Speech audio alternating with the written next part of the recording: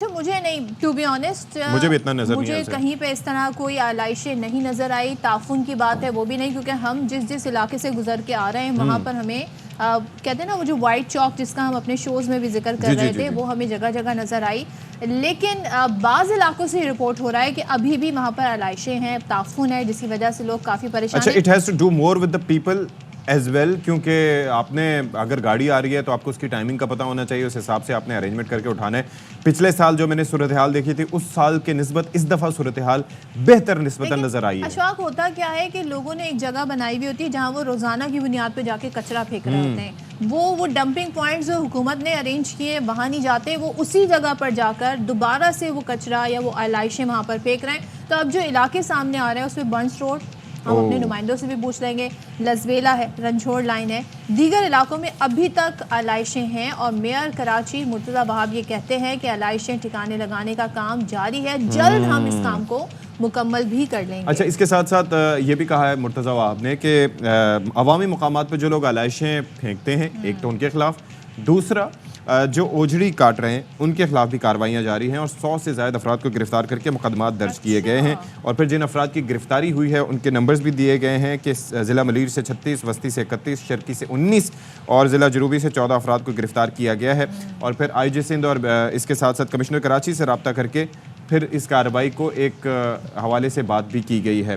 तो क्या सूरत हाल है? अब ऐसा करते हैं ना, अब हम स्टूडियोज़ में बैठ के क्या बात करें, हमारे नुमाइंदे हमारे साथ मौजूद हैं। तो कराची में जहाँ पर ये दावा मेयर कराची कर रहे हैं कि अब जहाँ जहाँ है वहाँ से भी सफाई हो जाएगी, वहाँ से अफजल परवेज़ हमारे साथ हैं।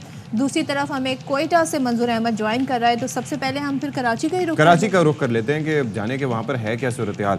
भाई अफजल, सबसे पहले तो आप हमें ये बताइए कि आप हैं इस वक्त किस जगह और क्या सूरत हाल आपने देखी, क्योंकि ईद के मौके पर बाहर निकलने का इत्तफाक हुआ और वो सूरत हाल अफसोसनाक नहीं देखने में आई जो कि नॉर्मली होती है। लेकिन आपका मुशाहिदा क्या रहा? मीनवाइल मंजूर अहमद भी हमारे साथ कोयटा से मौजूद है, उनसे भी हम बात करेंगे। आप दोनों को पहले गुज़िश्ता ईद मुबारक। हाँ, ईद मुबारक जी अफजल।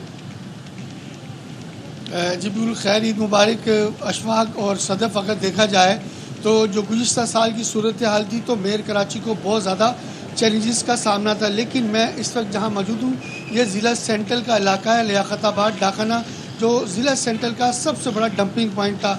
शहर में 99 कलेक्शन पॉइंट बनाए गए थे जो मुख्तलिफ गली मोहल्लों से डोर टू डोर जो आलाइशें उठाने का काम जो सिंध सॉलिड वेस्ट टाउन इंतज़ामिया और दीगर इदारे मुश्तरका तौर पर कर रहे थे। वो यहाँ ला के आलाइशें रखते थे, उसके बाद इसको मुंतकिल किया जाता था।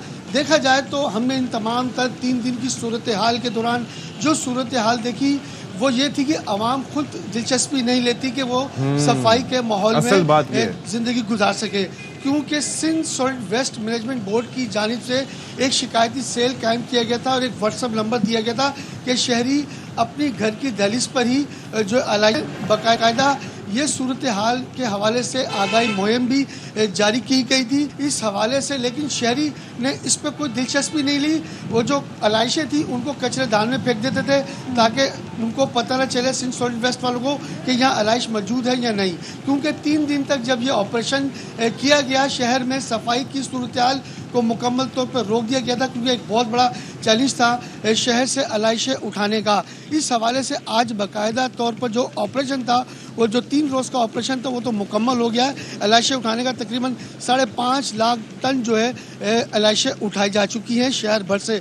जहाँ थोड़ी बहुत आलाइशों की शिकायत आई है वहाँ भी बाकायदा तौर पर सिंध सॉलिड और टाउन इंतज़ामिया मुश्तरका तौर पर वहाँ से आलाइशें उठाने के हवाले से मुतहरिक नज़र आती है। आज बाकायदा तौर पर चौथा रोज़ है तो मेयर कराची और दीगर इदारों की जानिब से जरासीम कश स्प्रे और चूने का छिड़काव किया जाएगा। लेकिन ये तो कराची है, वफाकी हुकूमत की जानिब से पंजाब में जो हिमायत हासिल थी कि वहाँ बाकायदा तौर पर जो कहा गया अर्के गुलाब के जो है स्प्रे किए गए। लेकिन कराची की में ये सूरत हाल नहीं है। डंपिंग पॉइंट शहरियों का कहना था कि डंपिंग पॉइंट जो है जो बनाए गए थे वो शहरी हदूद में थे, तो शहरियों को अभी भी बदबू का सामना है, क्योंकि बस सिर्फ चूने का छिड़काव किया गया। इस हवाले से अगर जरासीम कश स्प्रे फौरी तौर पर कर दिया जाता तो अफजल के इस बार हालात तो- पहले से बेहतर हैं और जो थोड़े बहुत जो हमें शिकायतें मौसूल हो रही हैं, आई होप कि मेयर कराची इस पर नहीं, मैं तो नोटिस एक लेंगे और इमेजिन करना swift इस चाह पर रहा एक्शन हूँ। होगा। देखें, ये जो कचरे की स्मेल है वो भी हमें पता है कैसी होती है, ठीक है। हमें कुर्बानी के बाद आलाइशों और ताफुन जो उठ रहा होता है उसकी स्मेल से भी हम यूज्ड हुए हैं। मैं ये सोच रहा हूँ कि ताफुन उठते आलाइशों पे अगर अर्के गुलाब स्प्रे किया जाएगा Mix तो वो होके क्या क्या बनेगा? क्या एक नया परफ्यूम बनेगा, क्या होगा?